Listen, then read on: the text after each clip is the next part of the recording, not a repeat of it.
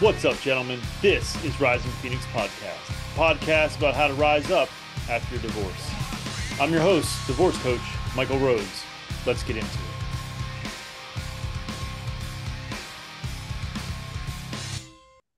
Joining me today is Ian Zapcic. Ian, let's just jump right into it. Why don't you tell us a little bit about yourself? Sure. So I am a fifth year doctoral student at the College of Social Work at The Ohio State University. My research areas focus primarily on online community development and the intersection between the identities that people develop online and engage with online and how they interact with the offline world or other parts of the online world, so other communities, and again, how that interacts with the offline world. And I also have some experience with research in domestic partner and intimate partner violence, gun violence, as well as just issues related to online development of LGBTQ youth in the world.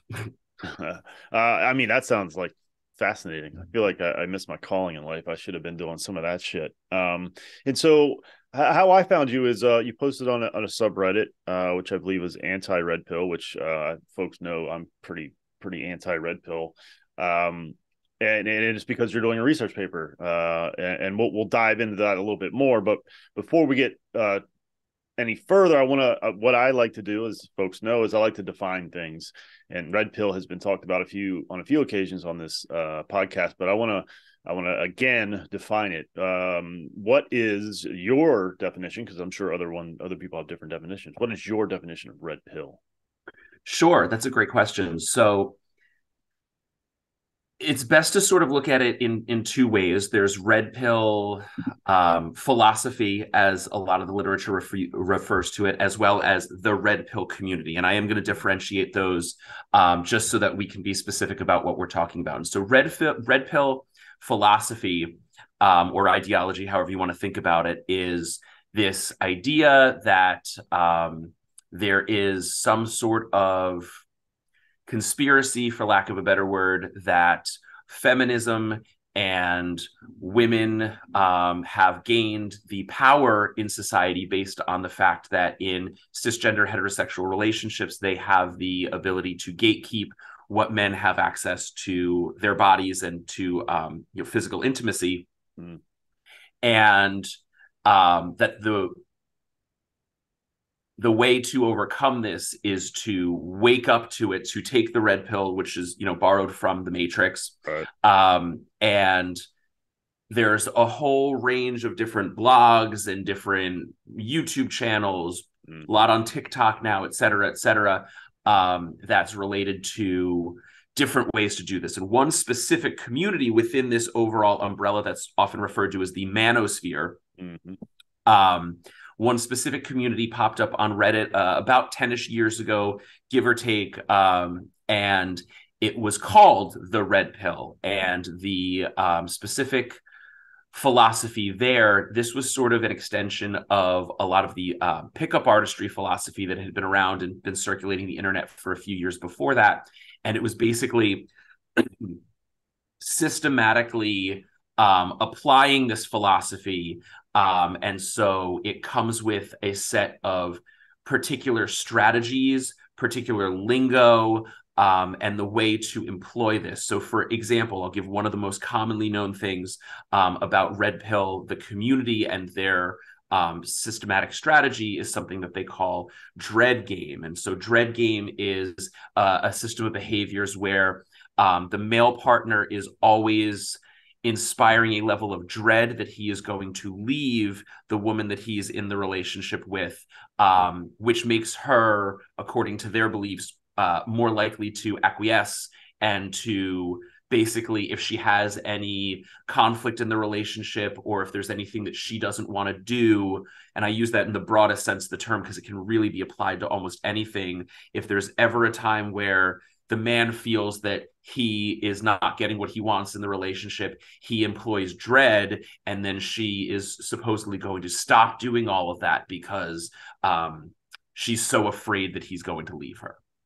I mean, So sorry, I didn't win. Please. yeah, no, I mean, there's Oh, there's so much to be mined from that, I think. But anyway, perhaps that's we'll get to that rabbit hole. But I'm sorry, continue with the definition. Absolutely. So that's just like one example. So what I really just wanted to kind of bring it full circle Yeah. in the sense that when the research project that I and my team designed and underwent was focused on the specific community via Reddit versus overall red pill philosophy. Obviously, the two are intertwined. But I did just want to be specific about like this is I was looking at the community that's using this, that's not only believing in this and kind of taking it in their in varying capacities in their everyday lives, but the people that are actually devoting time and effort to trying to employ this systematically in order to get women to be in relationships or have sex with them. So it's I want to know the difference if you found any, and then I would guess these are the people that are, instead of believing a tenet of it or an aspect of it, like, women are hypergamous, these guys are in practice with the ideology, and they're trying these things. They're very invested. Have you seen differences? I don't know if you can answer that because maybe you weren't looking at the larger red pill. But are there differences in sort of what the larger philosophy is from some of these fucking con artists, I'll call them, and versus the guys that are like sort of in the trenches, like doing the practicing?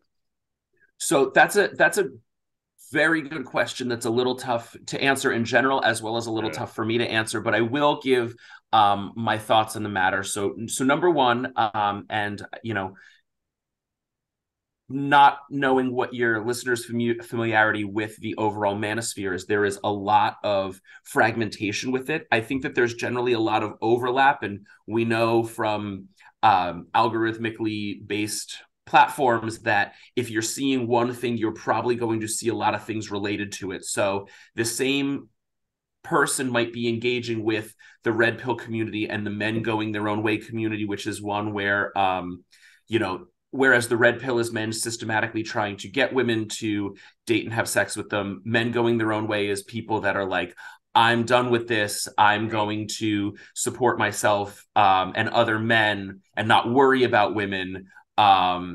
So to answer the question a little bit more specifically, there is this fragmentation. So there are these different communities.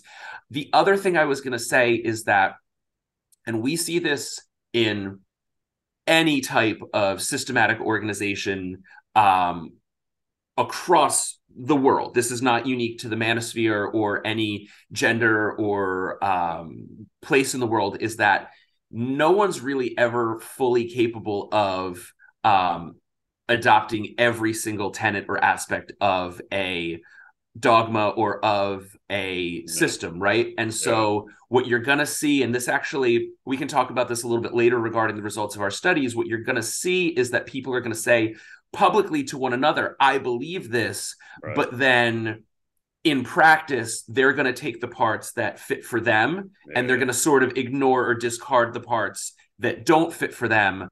And they're going to come up with some sort of rationalization on why that's okay. I mean, that speaks to. I love that you sort of said like that's we see that across the board, like religion to every aspect of our lives. We always, I think, pick and choose because pain versus pleasure. If that particular action doesn't bring any real pleasure and it's just painful, it doesn't sit with you, it doesn't jive with you, you're not going to do it. Absolutely. You might say publicly. Oh man, I'm so fascinated with this shit. I can't wait to get into the nitty gritty. So what's the draw? I know the answer to this question, although I'm guessing your answer is a little different in mine, only because, well, I mean, I guess because it makes me angry. Why men come to this? But what is after you've done a lot of looking at this, what is the draw to these communities? Why do men seemingly go to this in droves? Sure. So simply put, it's there's two sides of it. There's one side which is um, it offers an answer. So for people who are in situations where they don't understand why they're not successful with women, or or why their perceptions of women are that women are, like you mentioned, hypergamy. Yeah, It's not a very, it's a clunky term. yeah, it is. But you have these perceptions, you have these ideas, and then it's an answer, right? It's a system. It's not you're trying to, you've got all these ideas floating around your head, and someone comes into your life and says, well, here's the lines that connect all those dots. Here's the box within all of those things, and I'm going to make it make sense for you, or we're going to make it make sense for you. So, Yeah, so that's part one. And then with something specific like the red pill community, using these seduction and dating techniques and tactics, the allure of that as well is that it's gamified, it's testable, it's reproducible, however you want to, like, if you want to think of it as a game, they use that term a lot, game. If you want to think of it as a systematic approach like the scientific method, a lot they talk about theory and field reports. Like, they absolutely borrow language from all these other traditions, and it's done so in this way because it's essentially the idea that there's a shortcut, and not to say shortcut in the way that it wouldn't require effort or capability on the part of the people doing it, but shortcut in the way of, like, when you're a person that sees men who are able to attract women, that you're like, I wish I could be like that. There's an allure to the idea that if you follow these steps, if you do A and B, then you will get C, C being romantic or sexual relationships with women. yeah. It's so testable. Let's talk about that for a minute. Sure. Um, uh, yes, of course. Any action that you take can be a testable thing. Anything that you do can be evaluated. You can figure out whether or not it works. I think I want to hone in on that, but I think these tests that they are conducting, I really say that strongly with air quotes, they might pay off initially, right? You might do something that gets you laid. Congratulations. Yeah. I mean, Yeah. people get laid every day. It's not that, I mean, I guess for some folks, it's like this big accomplishment, but I mean, after your first time, I mean, is it that big of a fucking deal? But anyway, um, what about the long term? And I think we'll get into some of this in the studies, but you could test this Mm-hmm. and say in the short term, this is good. But how is this? And maybe you can answer this, but how is it passing the long term test if we're finding these studies that you're doing and they're bearing out that it doesn't work in the long term? Like, isn't there any feedback? And that brings me to one more point, and that is, I would guess the feedback then is, oh, well, you're just not doing it right, right? That if you buy my course for $59.99, I can explain to you how to do it better. But so anyway, so the first part of it is, aren't they realizing that this long term isn't working? So I don't necessarily have the data to back up any of this. So I do want to just be Yeah, very clear, that everything that I'm saying for this question is based on my own individual observations, anecdotal yeah, observations, and just sort of speculation based on what we do know. yep, I think that you're absolutely right that it's a that it's a thing of you're just not doing it right, or you're not committed right, enough, or whatever right, whatever the grift always is, where it's like, well, you yes, just got to try harder, right? So that's part one of it. yeah, Part two of it, and I will say this, that I found very encouraging in the last couple of days, when you and I got hooked up to be able to do this interview. So when I recruited for my study, I recruited from two Reddits. I recruited from the Blue Pill, yeah, which is a satirical subreddit which kind of makes fun of content from the manosphere, and the Red Pill specifically, particularly back a few years ago when the Red Pill was a bit more active than it was before it got quarantined by Reddit overall. yeah, And the other place I recruited from was X Red Pill, which is where you and I, hooked up. And yep, um, as much as I think that X Red Pill was a little less fruitful. I don't remember off the top of my head, what the breakdown was of how many people from Blue Pill versus X Red Pill. But it's relevant because I didn't want to limit it to just the blue pill in case I wasn't going to be able to find enough participants. And it was a Right. phenomenological study, so it wasn't really like I needed that many.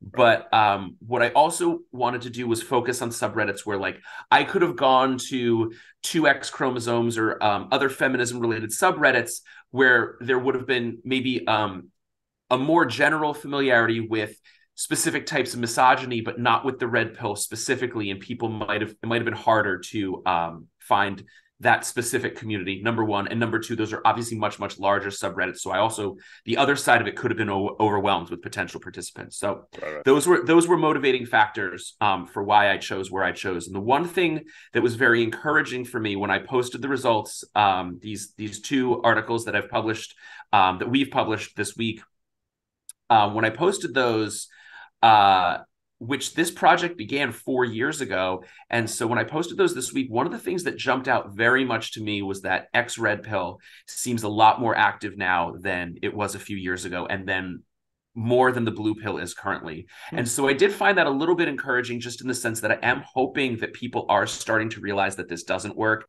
They are starting to realize that it's harmful for the people that they're trying to be in close relationships with, number one. And number two, it's harmful for them in the long term, because I do think, again, just my personal opinion, there is a level of emptiness there. You become so obsessed with the grind, you become so obsessed with the pursuit, that it's like, well, what have you accomplished? And when you actually feel that you've accomplished something, like, Right.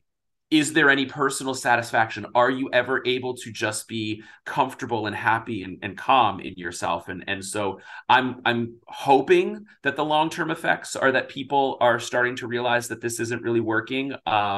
However, again, it might also just be a platform migration thing, because my research, I do plan in the future to start expanding not just this men's stuff, but some of my other research interests as well to other platforms. Reddit's really fertile ground for a lot of things, Yeah. but the user base is starting to get a little older, I'd say, Right. like 20s, 30s, and so to keep up with what young people are saying and doing, it's definitely going to have to look into other spaces like Discord, TikTok, Twitch, like those kind of spots. So I'm hoping that there's not a ton of manosphere stuff on there, but I have to assume that there is. Yeah, well, and So that's the fear, I suppose. Probably it's probably a bit strong of a word. Concern I would have, or I do have. I don't think about it too much, but when you talk about grown ass men realizing that this stuff is nonsense, that's a little bit easier for that to happen because they have a little bit more cognitive skills and they can actually practice it in the real world. Versus you're talking about, and that's why I think this stuff is, people like Andrew Tate and Cooper and Rollo or George, whatever the fuck that guy's name is. These guys are influencing can influence a much younger generation who don't have the ability to test it out per se, and will right. buy into it a lot easier. So yeah, we'll have to bring you back when you dive into those things, because I agree, and I have two daughters, so that side of it scares the shit out of me for that reason. Absolutely. Absolutely. And I think that, I don't know a ton about Andrew Tate. And what I feel like I'm seeing, again, just anecdotally and observationally, number one is when I started hearing people saying things like, oh, he appeals to 14-year-old boys or Yeah. 12-year-old boys, I thought that was an exaggeration. I thought, okay, if his primary audience is, let's say, 17 to 20, people are going to say 12 to 14 because they're going to try to Right. insult it, and they're going to try to Right. dominionize it. Right. Um, but then I've had experiences recently in my personal life where kids in that age range were talking about Andrew Tate Yeah. to me, and I'm like, oh, like I was definitely wrong on that. And then the other thing, I like I said, I don't know a ton about him, but what I feel like part of the appeal is, and I remember this from, I'm someone who sometimes says I grew up on the internet. I was active on a lot of websites, even from like middle school and high school. And it did definitely inform who I am and my values and my interests and the way that I approach the world. I wouldn't be where I am today if I didn't do that. Yeah. But I also like recognized that there were some really harmful things and things that I thought were Sure. funny at that age. And I think Sure. what appeals to a lot of people about someone like Andrew Tate or some of these other guys is that They're able to be flashy. They're able to put these videos together that are really Yeah. well produced, so it looks like anything else that any other content creator you might like. And they think it's a joke. To your point about, teenage boys don't necessarily have a way to implement this. I completely agree with you. So what do they think? They think this is a joke. They don't think Right. that people are actually doing this in the real world. And I'm not trying to make a hard transition to Yeah. our research, but I do think that it is important to bring up that the whole point of my research was our research, my team's, was to talk about that this is happening and it is having real measurable impacts on people in the world. Well, excellent transition because that's where we're headed next. So let's dive into it. Let's talk about the study. What were you studying? And then if we could get into some of the demographics of the people involved.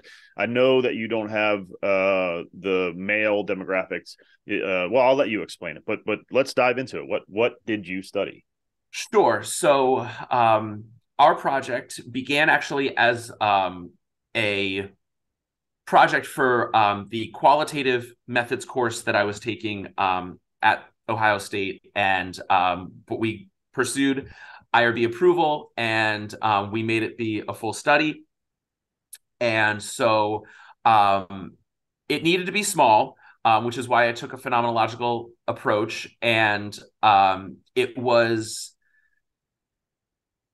there a few years ago there wasn't a ton of literature on the red pill, but it was starting to emerge. And typically with any given phenomenon, the literature is going to lag behind the phenomenon by a couple years, just because it has to establish itself. There has to be Right. something of a critical mass. People have to observe it. People have to do rigorous analysis and then get it published. So it's always going to lag a couple years behind. And so I was starting to see literature emerging in like 2019. And I was thinking, well, people are going to be focused very much on the content of the red pill and the manosphere. And that's what this emerging literature is starting to be focused on. And so I was like, I think a great place to start for us would be to look at the people that this is actually happening to, and the people that are again, going back to the reasons for recruitment in these spaces, the people that are going to places like the blue pill or X red pill because they're looking for anyone who knows what they've gone through, and they're Right. reaching out,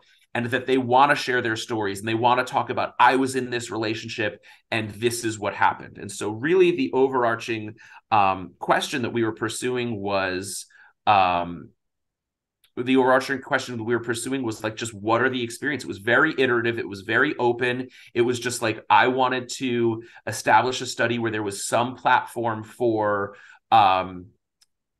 people. It ended up being all women that were my participants, but it could have been anyone. If there were men or non-binary people that were in relationships with red pill men, I would have accepted them as well. I would just like, what is the experience? What is Right. happening when people are in these relationships? And I felt that if we're going to be putting, here's what red pill guys are saying in the scientific record of, this academic literature, my attitude was, well, then we need to have the other side of it in there as well. Right. And so what were the some of those demographics? Okay, so we established excuse me, we've established that they were women. What Mm-hmm. kind of age ranges did you see and yeah, I guess that's the big one. What kind of age range? So the participants I do want to just mention this because it's related to demographics. All of the participants were no longer in the relationship. So the participant who was the most recently out of the relationship, I think it was only about like 6 weeks, 2 months between when she had gotten out of the relationship and when we connected and had this interview. Then people were out of the relationships in some cases for like 2-3 years by the time that we had our conversations. Mm. And I bring that up because then I also what I specifically asked of my participants, like, what's your age now and what was your age at the time? So the youngest person, and also just because of ethical requirements, all of my participants were over the age of 18. Mm. The youngest person in the youngest individual had been in her relationship when she was like 18, 19 was when she got into it. Another one had gotten into a relationship when she was like 21-ish, but she had been friends with them because they met through college. So she'd been Mm. friends with them since about 18, 19. but yeah, so there were like two people that had been in these relationships when they were like emerging adults, like 18, 19. And then it kind of went up through there, like mid 20s. That was sort of the sweet spot of a lot of where my participants were when they were in the relationships. I had a couple participants that were in their like late 20s, early 30s when they had when they did the interview with me, but had met this person kind of in their mid 20s. And the oldest person who was in my study was I think 38 or 39 when we spoke. Mm. And she had actually also been in the relationship with the person for the longest. I Mm. believe it was almost 6 years that she was in some form of a relationship with this man. And um, so she was the oldest and had gotten into it at about, like I said, about 32, 33 years old is where she was when she met him. And then, Gotcha. got out of it only a couple months before we spoke. Yeah, and I think it's important to point out that these were women that were already in a community of people that have been affected by red pill, because I think that's important to point out, because I know that, and these guys know that when people go through a divorce or a breakup, the person making that decision can often tell a story about the other person, about how negative they are. That's why they leave, right? That's their story. There's obviously some truth to that. And why I think it's important to point this out is because I think, and maybe you consider this, I think people can, their views of things can be skewed based upon their need for it to be skewed. But these were women who weren't just randomly like, oh, let me tell you about my boyfriend. They were like literally affected by this in a very negative way, so much so that they joined a community. So I just want to make sure that that's pointed out, because we understand here on this podcast that when people leave a relationship, they can paint things differently than what was at least your perception of reality, and that can cause I think opinions and thoughts or accusations or whatever that are just maybe not quite what actually occurred. So I just wanted to hone in on that, because I think that's really important. So, but what did you find? How were they affected? Like what occurred? What are some of the things that came about as you interviewed and talked to these women? Sure. And I do want to talk about that, but I do just want to add on to what you just said, because it's a really important point. Because during the recruitment phase, we set up a separate, I do use Reddit on a personal account. We set up a separate one specifically for this research purpose. And we were getting messages from red pill guys trying to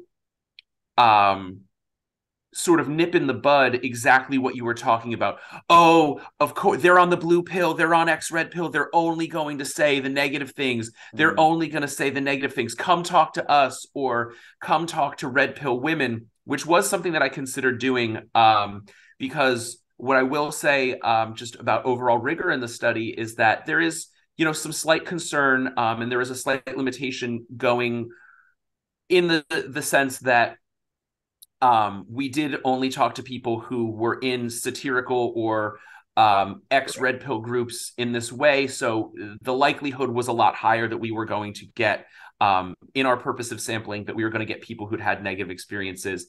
And so I recognize that, and I do want to acknowledge that very publicly. It is acknowledged in the research work itself, but it's given how constraints of time, number one, but then also number two, given how aggressively some of these red pill guys were pursuing us in these conversations in our direct messages, I did feel like a little uncomfortable with the idea. And I'm like, that's a separate study, and I'd love to do that study and then combine them, because this data is not going bad. So it's definitely something we can do for the future. It was just kind of like right now I was like, this doesn't feel like the right time. So I did just want to point that out. But to your point, there were definitely people going through those motions exactly the way you were describing. None of them, I told my participants that they didn't even have to use their real names if they didn't want. I don't remember. I redacted everything. I don't actually remember any of the names of the people that I spoke with, the ones that they used if they were or were not their real names. Yeah. So there's no way that these guys could have known that this was potentially Right. their ex-girlfriend talking about it, but it sure Right. seemed like they were aware that it could be their ex-girlfriend talking about them in this Oh, way. 100%. Well, and I think if you did a general, hey, tell me, world, about how negative your ex is, you're going to get a lot of folks Yeah. telling you a lot of things. I think it's significant because you went to these, and these women were already there. Again, it wasn't like they joined to complain about their ex. Like they were seeking out something to understand, or whatever their motivation was. They were clearly affected by it. It wasn't an afterthought. Oh, there's a study. Well, let me get involved. They were already in there. So I just Absolutely. there's a separate conversation to be had, and maybe another episode, or maybe we'll get to it, about those guys reaching out to you. I think that just there's something to be said about that. Pathetic is something that comes to mind, but I understand, like, I don't know.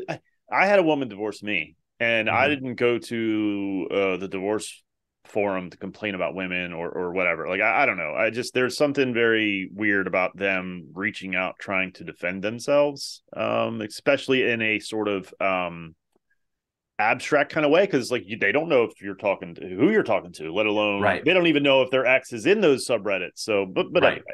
anyway, down to the heart of the matter, what did you see, and how did you measure it? Like, what were you looking for effects? How did started the relationship not on antidepressants, ended up on antidepressants? Like, what did you look for, and how did you measure it? So great question. So like I said, this was just a very open iterative thing because it's essentially the first, as far as we know, as far as all of the literature that I poured through, there really hasn't been a study like this for this specific phenomenon yet. Yep. So kept it really, really open. And so we conducted semi-structured interviews related to the relationships themselves. And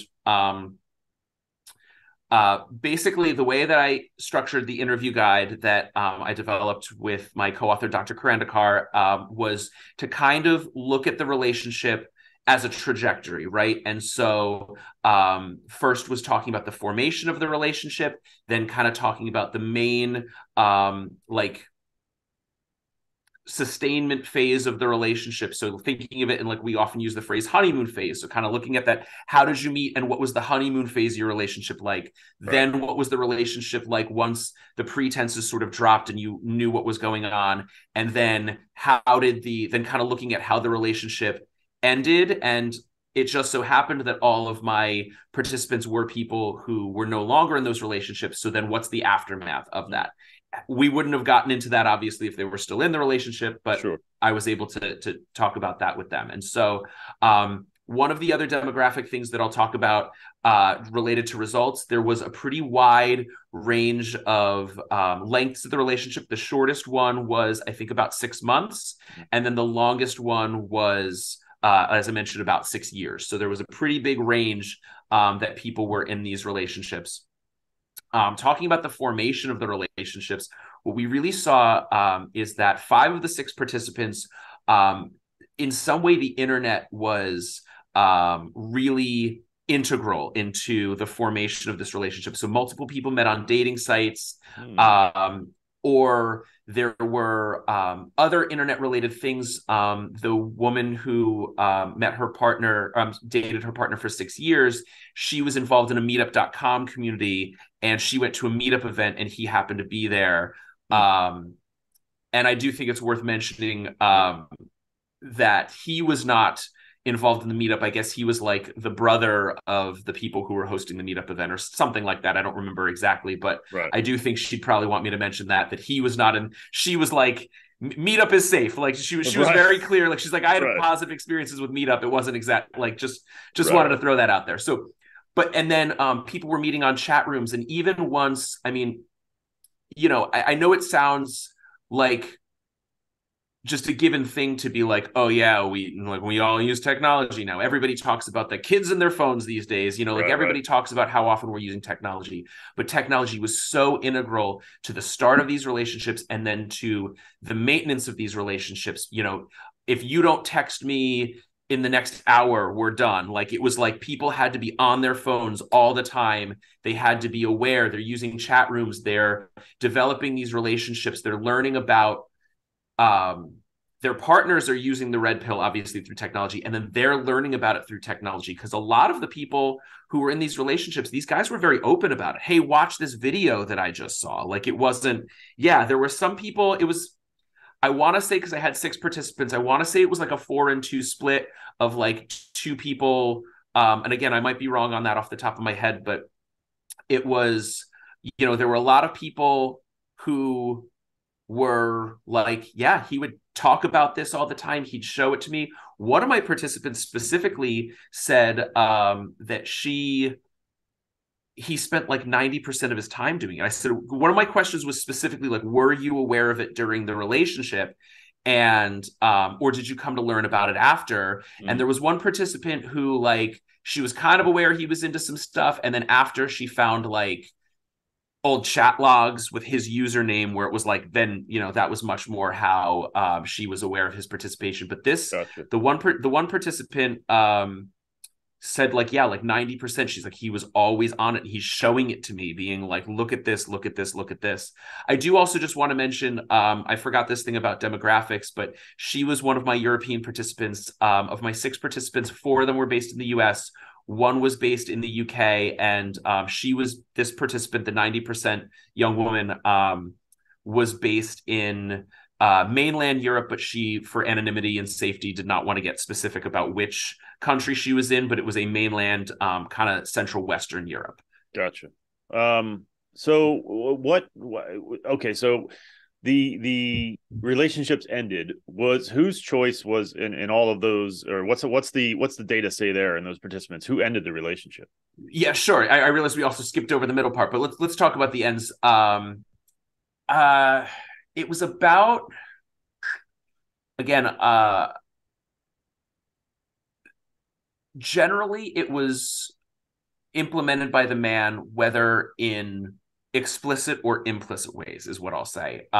Because even in times where the woman was like, I've had enough, I can't do this anymore, it was due to these behaviors and this constant, overwhelming, like crushing pressure that they were feeling being in this relationship, living up to these expectations, living up to these standards, being forced into these gender roles that they were not necessarily comfortable with.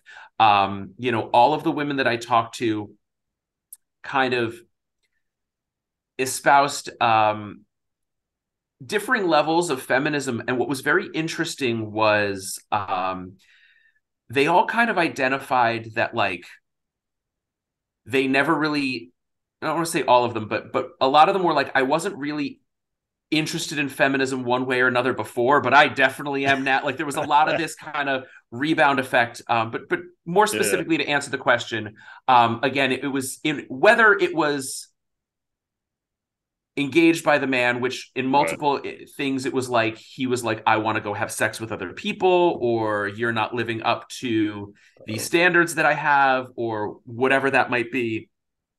And then it was also like women leaving because they were like, I'm done with this. You want things to be a certain way, and I don't want them to be that way. And so again, they're the ones ending the relationship formally, but after a period of feeling like they've been driven away. I didn't talk to anyone that was like, I met somebody else and so I wanted to pursue that, or I had to move away because of a job, or any of the other like kind of relationship ending reasons where they would be the impetus for it. It was like very much like, I was driven away. I couldn't do this anymore.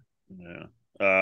I mean, I'm not shocked. I think that there's a theme there that occurs in the divorce community, especially on the men's side, where it's, and some of us see it in hindsight and feel bad, and some of us don't give a shit. And I think look to the red pill for excuses. But I wanted him to change in some kind of way, and he wouldn't. Now sometimes it's not by choice, because I think sometimes women, and I hate to generalize, I don't like to, that's why I love data and studies, but I think sometimes women and men are not good at receiving, but sometimes women are the best at saying, you need to, do the fucking laundry or whatever. It's always sort of a hint, or like, well, I'm supposed to read your fucking mind. And I shouldn't say it's exclusive to women. I think people are really bad at having tough conversations. Yes. But so I'm not surprised that there was like I want you to change. Fuck you, I'm who I am type of thing. That's not exactly the same dynamic that I see a lot of. But I see it. So I'm not surprised. But let's go back. I think, like you said, we did kind of skip ahead. What were some of the things that you did find that you could quantify or classify? So I think a good place to start would be kind of what you were just saying right there at the end, is this idea of like the wanting to change. It seemed like, number one of the things that kind of jumped out at me was, it seemed like whether consciously or subconsciously, it seemed like a lot of these men, and I don't know any of them, I didn't speak to any of them, so I can't say for sure, but based on what the women felt, and that they expressed in our interviews, was that there was some sort of vulnerability. One of the things that came up a couple different times was that people moved in really quickly with their person. One participant talked about how she used the word "financially dominated me," was the phrase that she used. And so even for like the older participant I had, she had been divorced and I believe had children. And so there was this sense of, I think that I don't want to in any way imply that I think being a single mother is a vulnerable state, but I think that it's a state. I think she was in a period of transition in her life. Like I said, she went to this meetup event. I think she was looking for new people. Yeah. And so, in fact, the person that I mentioned before, the participant who talked about finding a chat log, she read me this quote, and it was really long, and I couldn't use it just because of the length. And I felt awful because it was like, it made my skin kind of crawl a little bit. And she said, and at one point he used the phrase, it's like blood in the water, right? Like like absolutely talking about this idea of seeking a particular type of person out, because then there is that ability to manipulate or control them in these ways. And so there was a lot of that in the relationships. The one participant from Europe, I think I mentioned this in my study, but she talked about this a lot. And again, something that made me very uncomfortable. She said that one of the ways he would control her was sexually. Number one, there was a lot of like fetish acts that she wasn't necessarily into, that he was really pushing on her. But the other thing that she said he would do is, if they ever went on like vacation together, we're spending an overnight together. Let's say that like they got to the hotel, they checked in, she wants to like clean up, take a shower. She'd go to in the shower and he would hide her clothes. He would take her clothes from her and hide them. And she'd get out of the shower and be like, "Where are my clothes?" And he'd be like, "No, you have to be naked now. That's what we're doing now, is you're naked. We're going to have sex now. Or you just have to be naked the whole time. Like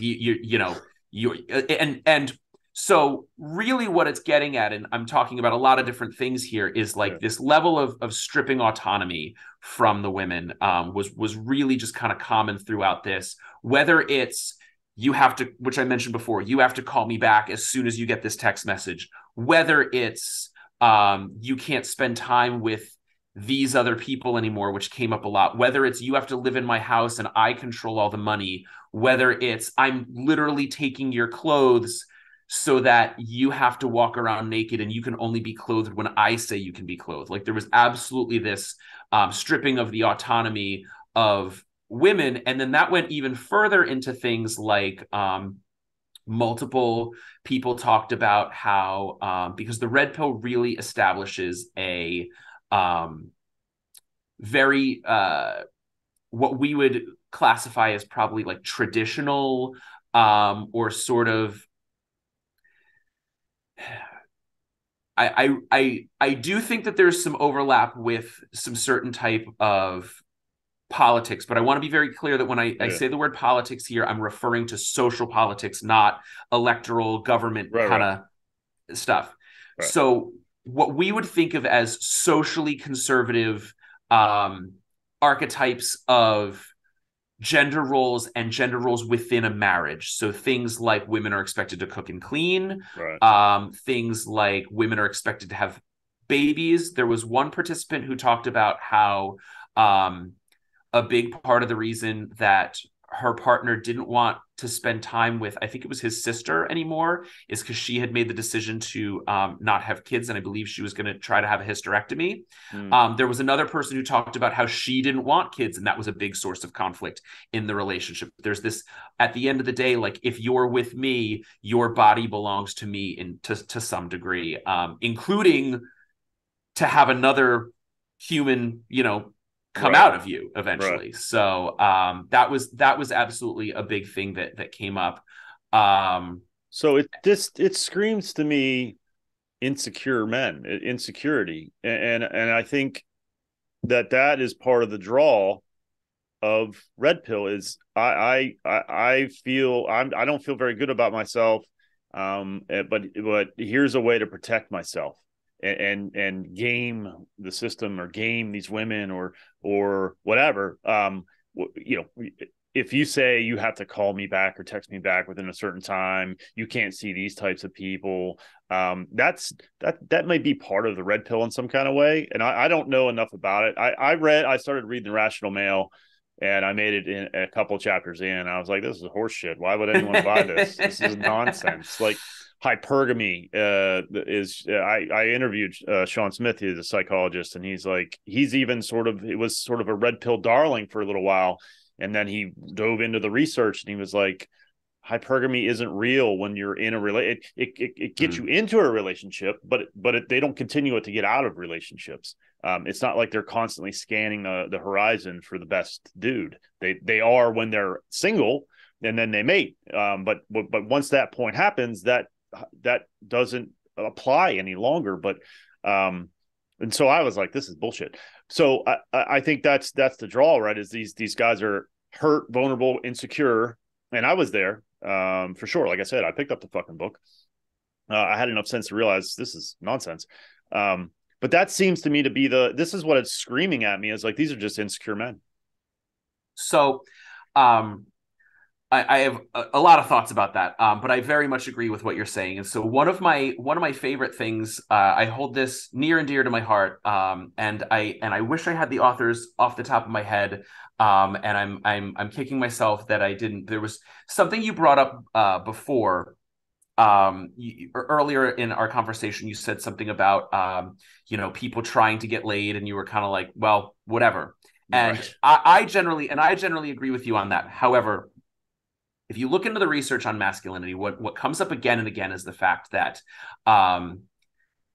masculinity is socially bestowed, right? And so in order to be a man, other men must support you in your manhood, in your masculinity. And so and there's a ton of research on this. And so the way to be a man is to perform manhood. And so there's all these different things. And generally the ways that the two most common ways to get other men to bestow that manhood on you, at least in Western cultures. Again, I'm speaking, Right. I'm not trying to generalize too much, but generally the two most common ways is to do something aggressive and or dangerous. So like, some sort of extreme stunt or fighting, really, like those are big ones. And essentially be willing to put your body at physical harm in a public way. These have to be public things. The other way to have manhood socially bestowed on you is to have sex with a woman. And so there's this quote from this article, or it's actually a chapter that's talking about this. And like I said, I'm kicking myself for not having the authors off the top of my head, but what it says, and I'm paraphrasing, I might be getting the phrasing exactly, not exactly correct, but I love this quote so much, and it's something that, like, to me is at the heart of so much of my work, and something that I try to remember for myself as a man when I feel these types of insecurities.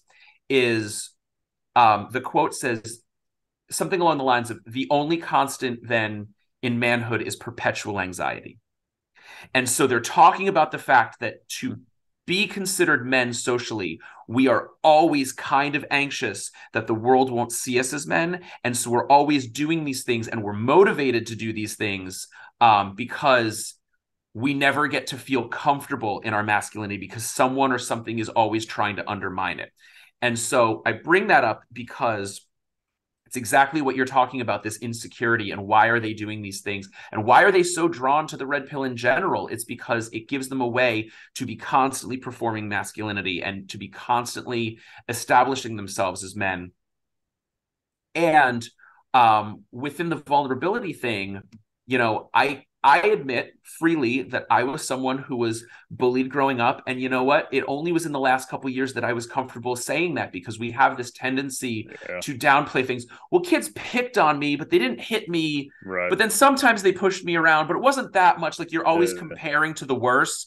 So Yeah. you're like, well, they only like called me this slur, Right. but they didn't call me that slur, so I guess it's not as bad, And you're Right. like, well, I knew a kid that got picked on worse than me, and you're like, no, I was Yeah. bullied, right? Like, Yeah. there may have been people that got it worse than me, but that doesn't Sure. take away what happened to me, and it doesn't take away the impacts that was happening on me day to day, and that I've carried with me for years. And so I freely admit that there have been times in my life as a result of being bullied or feeling marginalized, being a non-traditional male, that I was like, oh, if there was only some shortcut, if there was only some Mm. guidebook on how to be the right kind of man. And I also freely admit that, like, I read The Game when I was in college and thought about, I sort of tried some of the very basic elements of pickup artistry once or twice at like a bar, and it didn't go over well. And I was just sort of like, this doesn't feel very good. Yeah. And I was very lucky, on the other hand, to grow up that I had a lot of really great friendships with girls and women. And I was around a lot of really ambitious, outgoing people. And my parents had a really great relationship where they divided the labor. So I had good models, and also in my extended family as well. And so for me, and I'm not trying to make this about me, but for me, my interest in this, and the reason I was drawn to this, is because sometimes when I go through this data, sometimes when I look at these studies, sometimes when I'm just cruising Reddit and like, what are they up to today? Right. It feels like that there but for the grace of God go I kind of thing. Like, I was exactly the type of person that could have gotten sucked into it, but I went a different direction. And that's really where my interest and passion comes from it. Yeah. And so then when I talk to these participants, they're all saying this kind of stuff, where they're saying he grew up being bullied.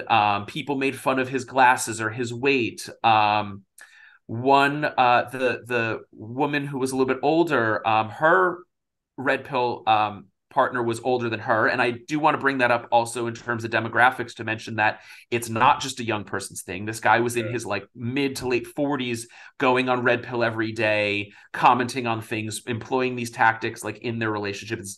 As much as we think of it as a young person's thing, and it to some degree is probably the bulk there, it's not like Oh don't no. let's not, and I'm not saying you, I'm just saying anybody, like, No, don't, yeah. No, I like, see it. I see grown ass men that believe that hypergamy is real. I got men. So we didn't really discuss too much about, obviously I have this podcast, but I run a support group on Facebook. There's I don't think it's quite 7,000.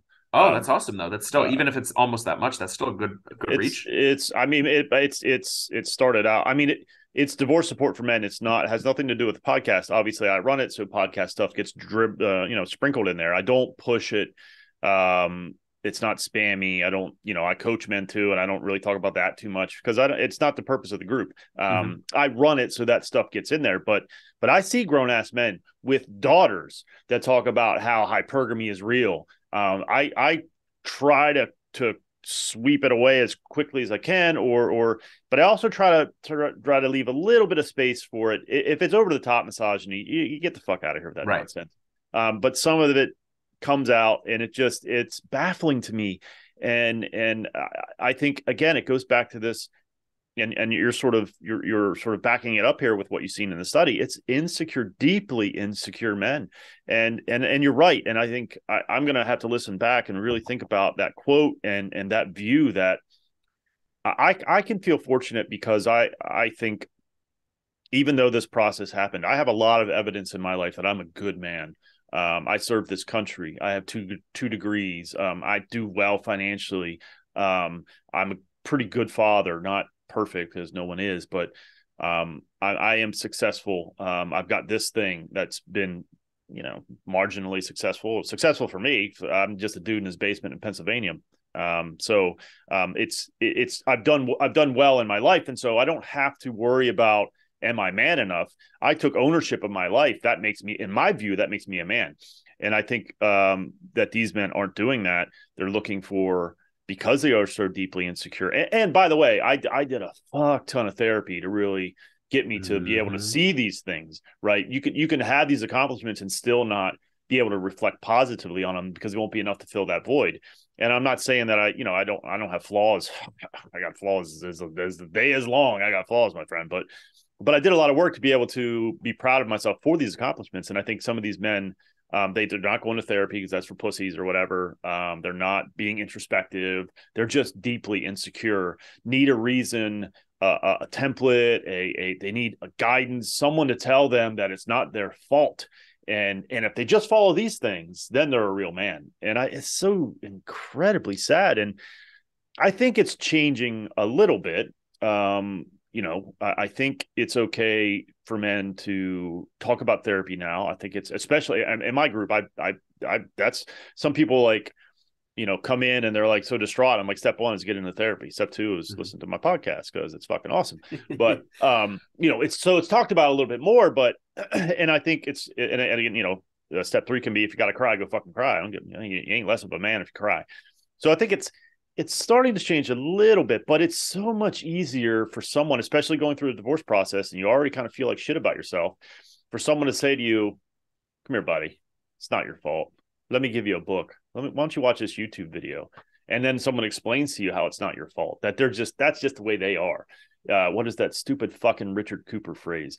She's not yours. It's just your turn. Like, what the fuck? Oh yeah, I think I've heard that before. Like she's the garden shears that people pass around. Here you go, buddy. It's your turn for the garden shears. And so I'm glad that in a way that the data is backing that up.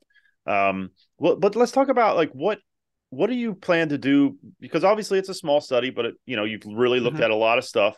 What do you plan to do? Do you plan to go more and widen this particular study, or will you maybe look at the men involved and study that? Like what's kind of some of your future ideas?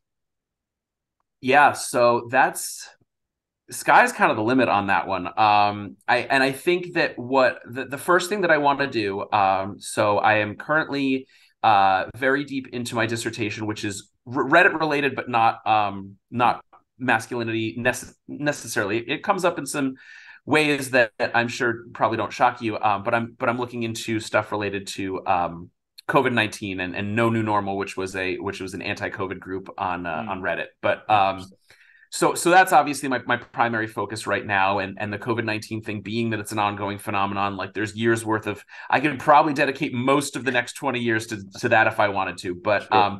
But the masculinity stuff is really important for me, and because I do just want to touch on what you were saying a second ago, because I completely agree with everything that you're saying. And one of the reasons that I'm also very motivated for this is because I'm in social work, and like it's no secret that in social work, like depending where you look, the numbers fluctuate a little bit, but it's usually between 80 and 90% women or assigned female at birth people that are practitioners in our field. Like that's just kind of the way of it. And we are, again, similar to what you were saying, seeing demographics change. People are being a little bit more comfortable getting into the field. But in our profession, it really is like, if you're a man who's already having a hard time overcoming the socialized masculinity stuff, there's also the very real thing that you're likely, if you walk into a therapist's office, or a group, kind of support group, which is why I think it's, great that you're doing some of the stuff that you're doing. Very often the person who's sitting there might be a woman,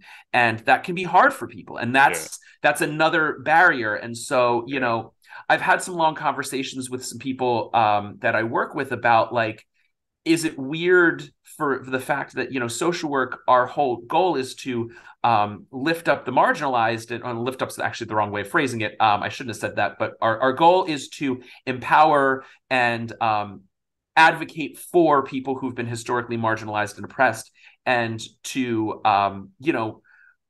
I always love the phrase, social work, good social work should be in the business of putting itself out of business, right? Like, Right. I wish there didn't need to be social workers. Sure. That's kind of, and like the ultimate goal would be one day there doesn't need to be. And so, but that being said, it's a barrier. And so I've had long conversations where I'm like, well, is it weird that I'm researching and working with dominant groups, that I'm doing this stuff with like men?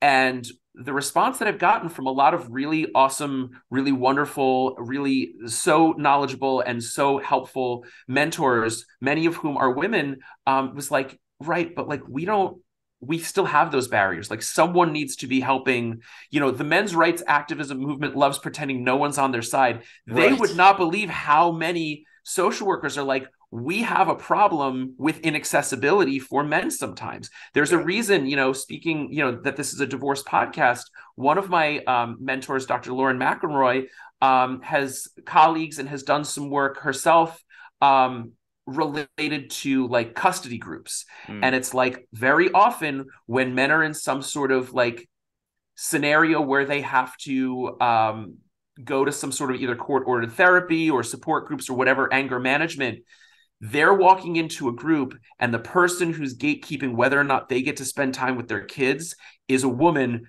sometimes a woman who's years or decades younger than them, and so like that, there are these things. And so that's absolutely important to remember. And then Well, I got focused on that and I got off topic. that's all right. That's okay. That happens to me all the time. So I have a notebook handy. But here's the fucking truth. Some men are marginalized because they're not the traditional man. Absolutely. That's 100% true. So I think if anyone had any fucking, and it sounds like, I mean, if you went to college, you got a degree on social work, you're going to know how the human mind works. You're going to know that, yeah, sometimes some people are bullied and they're men, right? Sometimes some people are cheated on and they're men. Like, no one gets out of this life unscathed. We all go through shit. And just because we're men, that's the problem, is we're men. We're supposed to, we're fine. Bullshit. No, sometimes you're not fine. Sometimes it's okay to be like, hey, I am not fine. Someone please help me. But I think it's awesome that, I mean, you're sort of, giving this info that women do care, because I think they do. Like, not my ex isn't every woman. I did a post this morning about this. I'm thankful that I'm able to see the world as positively as I can when I can. Sometimes I can't, but the fact is there are shitty men, there are shitty women. That's just fucking, there are shitty humans, period. So I think it's important to not see the world. And that's what I think the red pill provides, is the ability to see the world in black and white, because that's easier. Mm-hmm. There's no nuance in that. Women bad, men good, or us men, not them cucks, as they love to throw out there, that I've been called a time or two, which is, it's fine. And so it's easier to relate to the world if it's black and white. It's easier to navigate the world if it's black and white. It's harder to do the hard work of seeing the nuance in life, and that means then you might have to address things like your feelings and your hurt and your pain and your bullying and all these things. But I want to wrap back around to that some of these men seem to pick and choose what they liked about the red pill, which I find kind of funny, but also interesting, because that means that maybe they do have the ability to not see things black and white. Do you have, what did you find in that discussion in terms of what were they choosing and what were they not? So so just to be really specific about that, what I was told by participants related to the contradictions and sort of the hypocrisy had a lot to do with maintaining the perception of the self as this alpha red pill male while doing these other things. And so red pill is very dogmatic. It's very, very dogmatic. I mean, to your point a moment ago about binaries, it's like, so like if you do this, you will get these results. And so there's actually a lot of really great literature that kind of talks about specifically this awesome paper. It's kind of like has been for a few years now kind of the gold standard paper about the manosphere. And specifically, I don't want to undermine anybody else's research, but specifically the development of certain aspects of the manosphere. And it's came out in 2019 by authors Bradich and Bennett Weiser.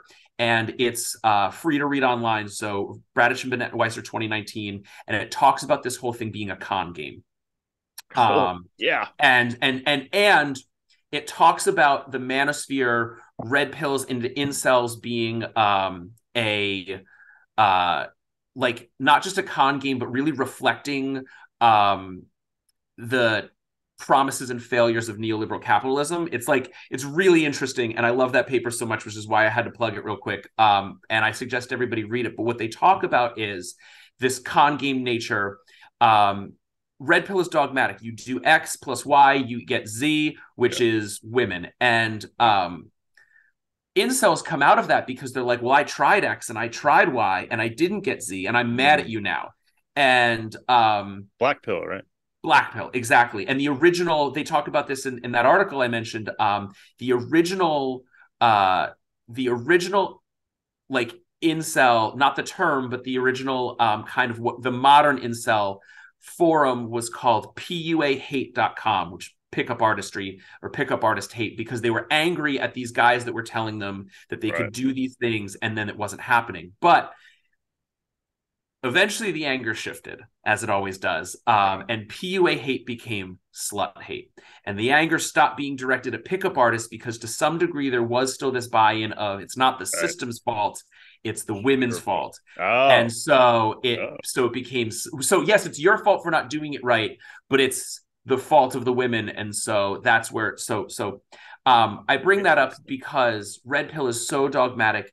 There is this real resistance to the system is wrong. So again, people that end up believing the system is wrong end up in this black pill scenario, often end up being incels or maybe end up in other parts of the manosphere.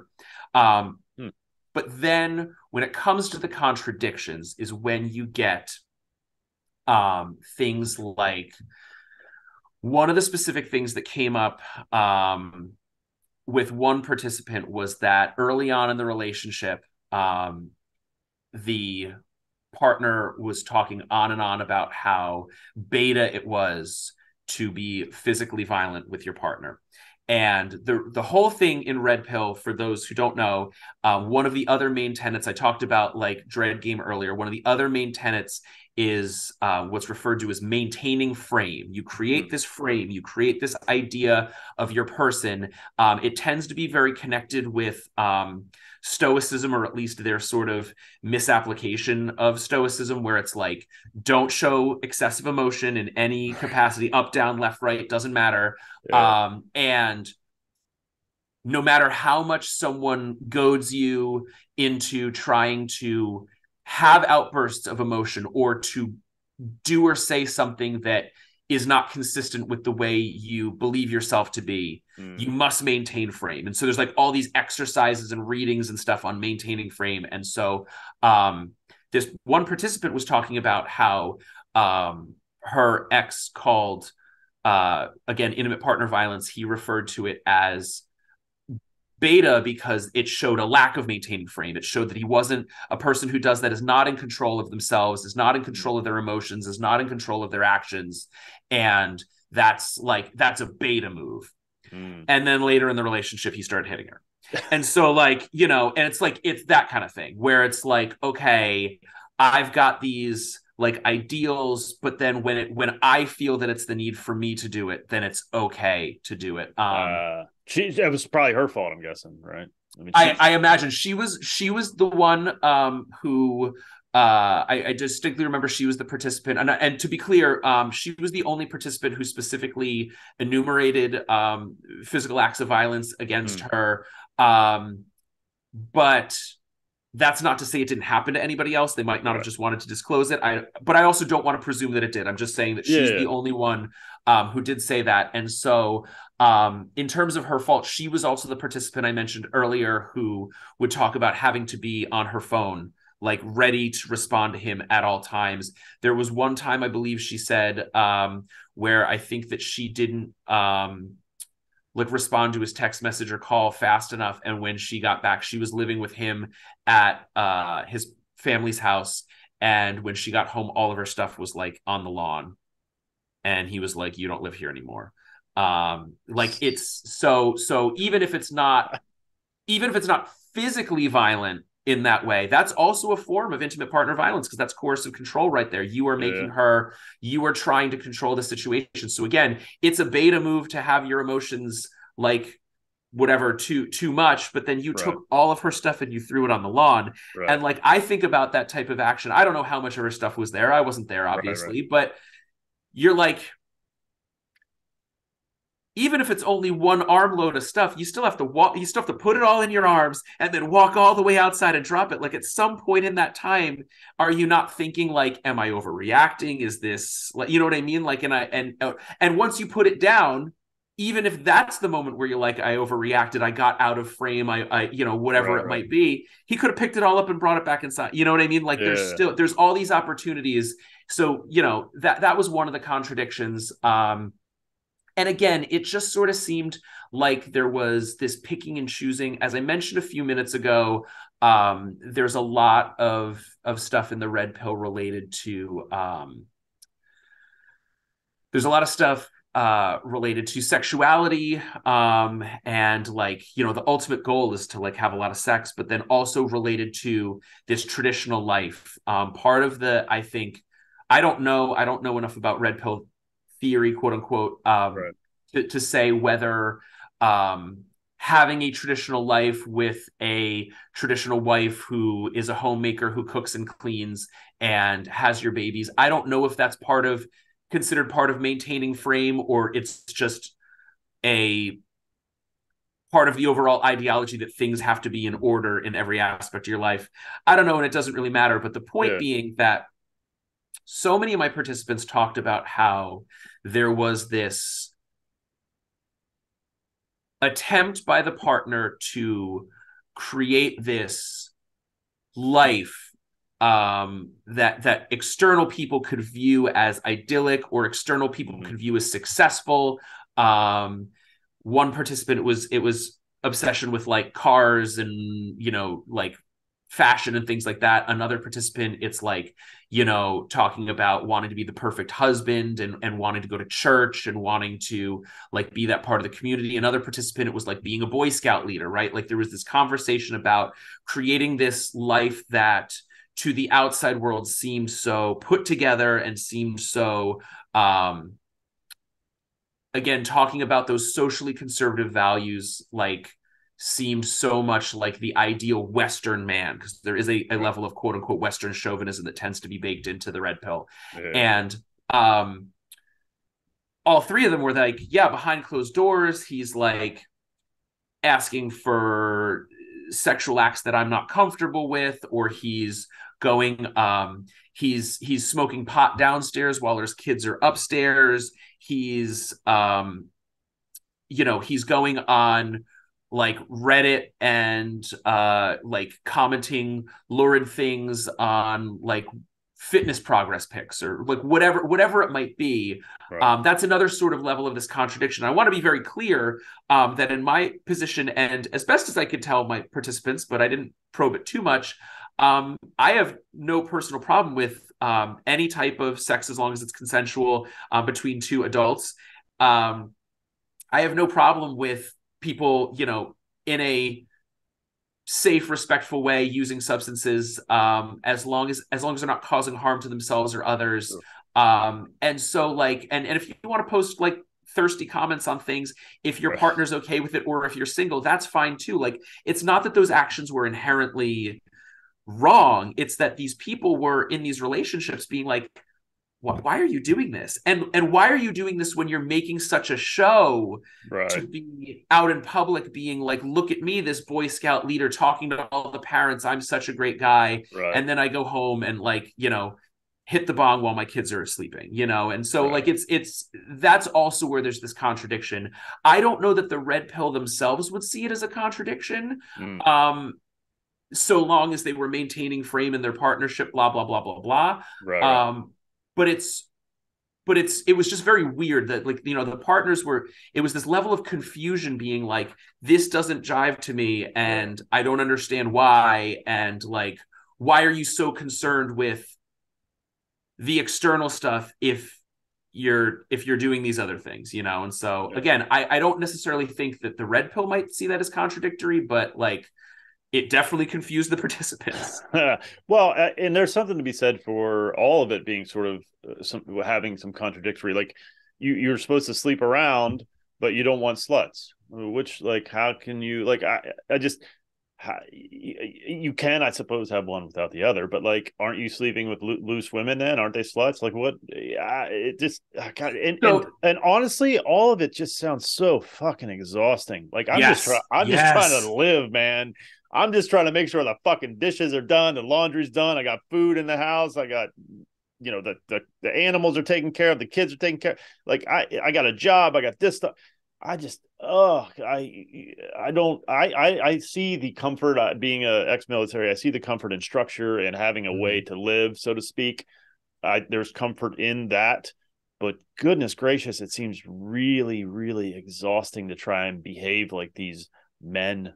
Absolutely, and I think about that all the time, because I mean, like, I have, I'd say the two like hobbies that I'm most interested in my life is I love to play golf and I like to play music and I play the guitar, and I'm not very good at the guitar. I'm okay at golf. And I think sometimes I'm like, I really want to get, when I have more free time, I'm gonna do these drills that I see on YouTube. uh, I'm gonna uh, practice these scales, all this kind of stuff. And like, it's and those are things that I enjoy doing, and to think that uh, I would have to like break down my capability level at this stage to build it back up seems so exhausting. And to think of doing that with my entire dating life, to like, I mean, I'm in a partnership, now for a long time, but I mean, just thinking about like, uh, if I were single again, if we broke up, and I'm like, and then I'd have to like start, like, I'd have to read this book and I'd have to go to this bar on this night and try this thing and then go back right. the next night and tweak it a little bit. It's very, very exhausting. That was something also that my participants talked about. And I do just want to acknowledge what you said before that about um shoot, Sluts. there was, oh yes, that's, thank you, that's exactly what I was going to say. I did want to bring that up. Yeah. Yes, because I think there's two things. One, you had asked before about, we were talking before about how a lot of these relationships ended. Several of the relationships ended because the guys wanted to sleep with other women. But again, the same thing. The whole time we're saying all women are sluts, all women are sluts, Right. hypergamy, hypergamy. Right. And I was being accused of cheating and all this. I got a lot of that from my participants as well. And then all of Right. them were like, again, this confusion, this contradiction where it's like, Yeah.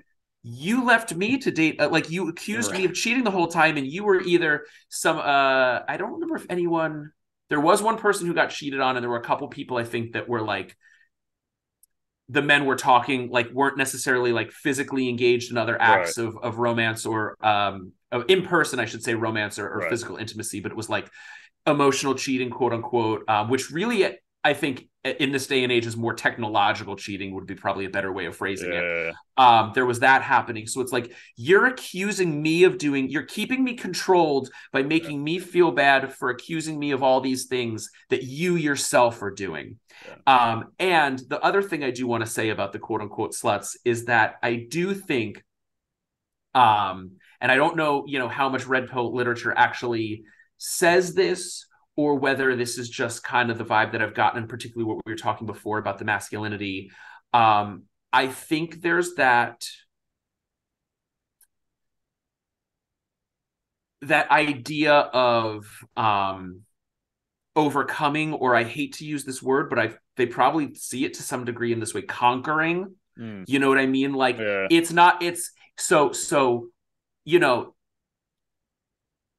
I agree with you. Like, wouldn't it be a promiscuous person then that would want to get with them? But I think in their mind, they rationalize it to, no, this is actually the most traditional person, but I'm so, Right. I'm Right. such a Lothario. I'm so good at Right. game that I Right. convinced her to do this thing that she wouldn't have normally done. And so that's another aspect of this as well. Yeah. I don't want to keep you too much longer, but I Yeah. do Yeah. also just want to, I do want to say something before Sure. about all this, as we're talking about these contradictions, as we're talking about these insecurities.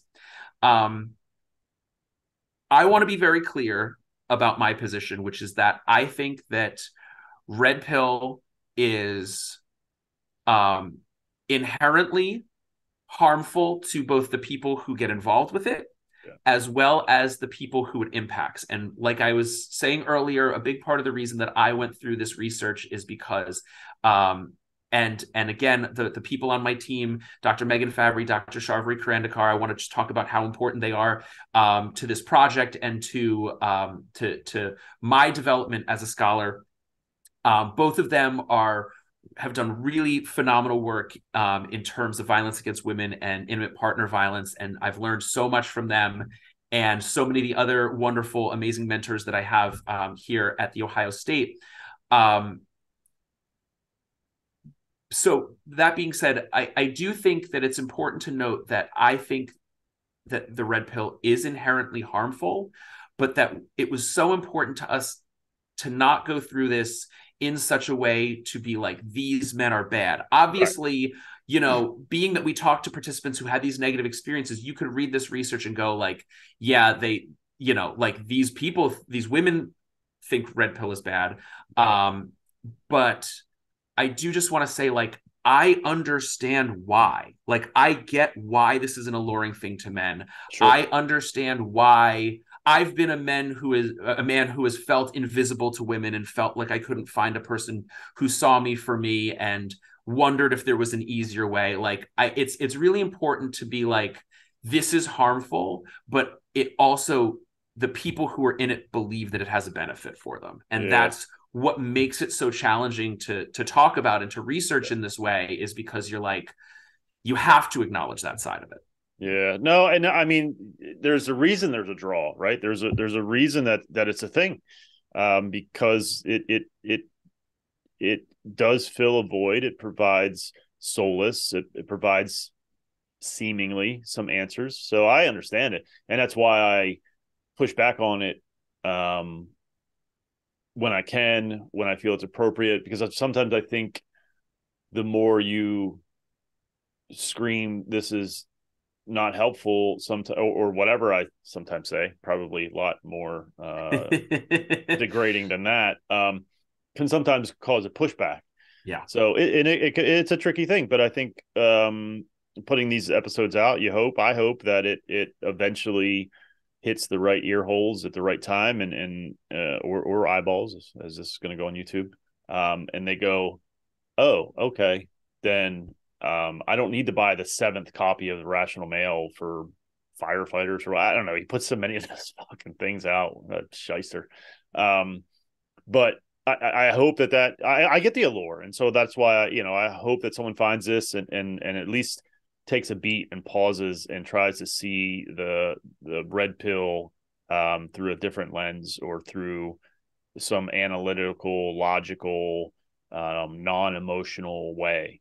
Because if they don't, they can get sucked in pretty quickly. And I think, and I hope that someday somebody like yourself or somebody else will look at the long terms of red pill and see and talk to the guys that have eventually found out that this is horseshit, or that have such regret, not for gloating purposes on my end, but just to say, see, guys, this is not good. Yeah, It's not helpful. So absolutely.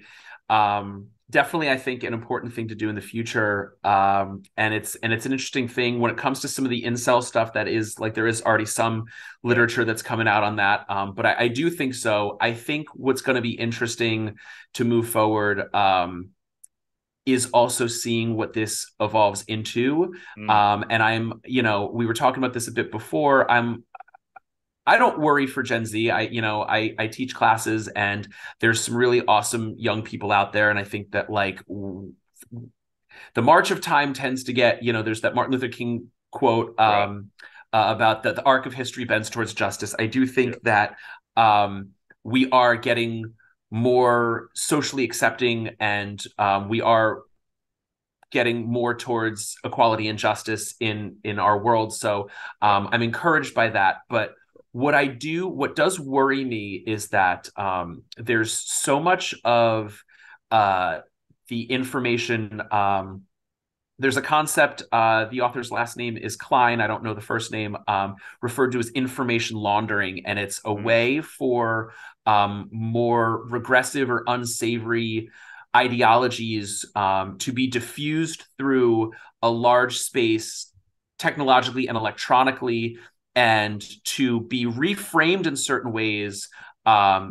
intentionally or semi-intentionally, so that people don't realize that they're being brought into something that is more angry or aberrant or oppositional or whatever it might be. And so one of the things that I see, I don't use TikTok, but I like to say I go on Instagram Reels, which is just TikToks from 3 weeks ago, Right. and what I see a lot is I see elements of pickup artistry coming back around. One of the things, but being not being marketed necessarily as pickup artistry, but being marketed as things like just like social improvement. So two of the ones that I've seen more recently, one of them, this was a pickup artistry thing called the 5 second rule, which is that if you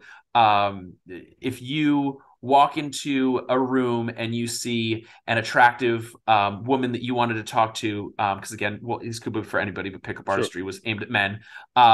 You see a woman, you have 5 seconds to approach her and talk to her. And if you don't within those 5 seconds, then you have to completely write her off for the rest of the night. You're not going to talk to her. And the reason for that was supposedly because, to try to get over the concept that many men have experienced, which is that you go into a room, you see a woman that you're really attracted to, and you're like, I'd really like to talk to her. And then you get so nervous. You're like, what am I going to say? And you overthink, and you spend 20 minutes or maybe an hour, all this time. And then by the time you do talk to her, you're so nervous and tripping over yourself, Right. or in many cases you don't even end up ever talking to her because you were too nervous. Right. So that's the 5 second rule. I see that coming up in some reels where people are like, you know what, you should try this 5 second rule. And I'm like, oh boy. And it's like, I'm like, I remember this from 20 years ago, and Yeah. the other thing too that I've seen a lot, this is like a whole content creation thing that I feel like all these different influencers or people who are trying to be this idea. Another thing that was all of this is because I read that book, The Game, by Neil Strauss, like 15 years ago. But one of the things that they also recommended when you're first trying out your pickup artistry, which I wouldn't be surprised, I feel like Red Pill, I feel like I've seen them say similar things too, is to practice the act of being rejected. And so you go up to women and you say like, hey, can you reject me and just say no to me? And they're like, what are you talking about? And you're like, just say no. Just tell me, imagine I just asked you out and you didn't want to go out with me. And then the idea is that you're building a thick skin to the concept of rejection. If Right. you ask a bunch of women who you're attracted to reject you, then when you find a woman who you're attracted to that you try to go out with and she says no, then you've got this steely demeanor towards the rejection, right? Yeah. And I've seen, like, I saw a reel like a couple months back that was some guy was like, I'm going to practice this by going into Chipotle and asking for extra things for free. And I've seen a couple other things like that where it's like, Mm. day 4 of practicing my rejection, I'm going to have this person. And I'm like, whoa, whoa, whoa, whoa. Like, I'm like, I know where this comes from. Like, I Yeah. know where this, and it feels like it's getting caught up in, like I said, it's not necessarily being branded as pickup artistry, but being Right. branded as like social emotional learning that's going to Right. help you be better Right. in Right. like negotiation situations. But I'm like, I know where that negotiation situation originated. It Yeah. originated from like the pickup artistry world. So that's Sure. that's what concerns me a little bit moving forward. Is just this idea that there's people being exposed to the ideas and they don't know them Right. until they're kind of like brought into it later, because they've already been primed for it. Yeah. Well, and that's we could go down that rabbit hole, but you're right. It's we've gone on for a little bit here, but one of the things I actually wrote down was the logarithms and how much that contributes, but or algorithms, how the fuck you say it. But we'll save that for another time. I mean, there's so much information here. Thank you for coming on. Thank you for doing the research you did and producing these two articles, and we'll get to that. But as you know, the last question I ask everyone is, what words of wisdom would you impart to a man who is just starting his divorce process? Absolutely. My words of wisdom, and they're definitely, I'm not the first person to say something like this, but it's just to remember that we don't control our emotions and how we feel about things, but we control our responses, right? And so I was thinking about this question a lot, and to me, I've never been through a divorce, but I've been through breakups and I've been through lost situations, and no one's ever going to look back on that period fondly. But at the same time, the actions that you're taking in this stage are going to have such an impact on months and years to come. And no one's going to want to look back and think about how they were lashing out at other people, or how they were isolating themselves from their loved ones, or how they weren't taking care of their body. They weren't eating, they weren't sleeping, they were, using substances in a way that wasn't comfortable for them. And these things happen. I'm not saying anyone's wrong for doing those things. As long as they remember, like, mistakes happen, but at the end of the day, you're in control of your actions, and it's up to you to be the person that you want to be in the world, and to make sure that you are reflecting on that, and joining the red pill and reading those books and watching those YouTube videos. It's a choice. And it's also a choice that, as hard as it feels, I'm not saying any of this is easy, but as hard as it feels, it's a choice that if you start, you can stop. So that's just kind of my 2 cents, is that I just remember, like, it's normal to feel how you're feeling, but you have the choice to control your actions. Amen. So how can people find the paper? What's the best way to get in touch with maybe with you if they want to have a discussion, or just read the papers? Sure. So the easiest way, both papers that have been published this week are open access. And so you can search them. The first paper, the primary one about results, was called "How Can I Love You If You Won't Let Me Do This?" Which was a quote from one of the participants. And then it was just, evaluating the impacts of the red pill on intimate partners. And the second one, I don't actually have the title off the top of my head, but it's about evaluating Reddit for in-depth and phenomenological research, something close to that. I had to change the title a couple times for a couple of the different journals I submitted to, so I feel a little unprepared. I should have thought about my plugs before I came on. But both of those are open access. The first one is in the Journal of Trauma, Violence, and Abuse. I'm sorry. No, that's incorrect. I don't know why I said that. It's the Journal of Aggression, Maltreatment, and Trauma. I don't know why I said it incorrectly. And then the second one is in the International Journal of Qualitative Methods. So again, both articles are open access. If you search me, they'll hopefully come up. And if anyone wants to reach out, I am still at Ohio State, and so it's just my last name, Zapcic.1@osu.edu, if they have any emails, if they want to send it to me, and if there's any issues, regarding how they thought the research went, whether they were participants or they have any issues with this overall, then the Office of Responsible Research Practices is always available as well. So if anybody, I truly hope no one spams them, but if anyone has any concerns, then they can always contact them as well. Awesome. Well, Ian, thank you very much for doing this. I appreciate it. We'll definitely stay in touch, and as these studies come out and you get feedback and maybe you dive into another one, I'd love to have you back on. Yeah, absolutely. Thank you so much for having me. Yep. All right. Take care. You too. All right. thank you so much for watching and or listening. Since my separation in July of 2019, I have done an incredible amount of work on myself. I've had many different therapists, life coaches, and went through different programs. I've taken all that I've learned and put it into my own program called Forged by Fire. If you are interested in having me help you navigate your divorce, please hit my website, risingphoenixdivorcecoach.com. I look forward to working with you.